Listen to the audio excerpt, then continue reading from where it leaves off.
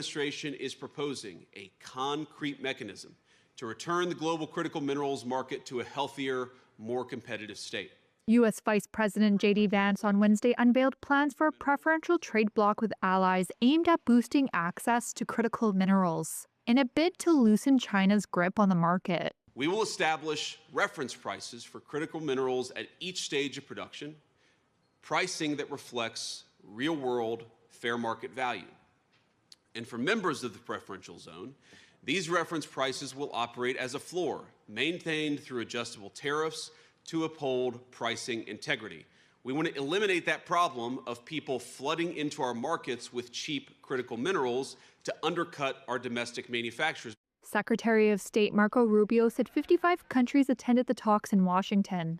Among them were South Korea, India, Thailand, Japan, Germany, Australia, and the Democratic Republic of Congo, all with varying refining or mining capabilities. And I think there's a growing global recognition that we need to have supply chains for critical minerals that are reliable and diverse across the world.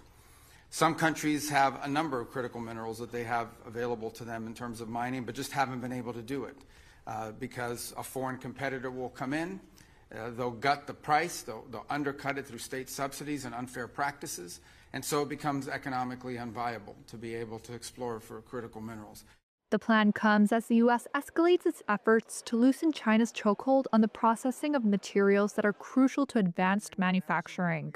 As part of that effort, Trump on Monday launched a U.S. strategic stockpile of critical minerals called Project Vault. Just as we have long had a strategic petroleum reserve and a stockpile of critical minerals for national defense, we're now creating this reserve for American industry, so we don't have any problems. The Trump administration stepped up efforts after China withheld rare earths required by American automakers and other industrial manufacturers last year, rattling senior officials and global markets. China's embassy in Washington told Reuters that China, quote, has long played an important and constructive role in keeping the global industrial and supply chains of critical minerals safe and stable, and pledged to continue its efforts. Washington hopes that by guaranteeing minimum prices through coordinated trade rules, it will unlock private investment in mining and processing projects that have struggled to compete with cheaper Chinese supply.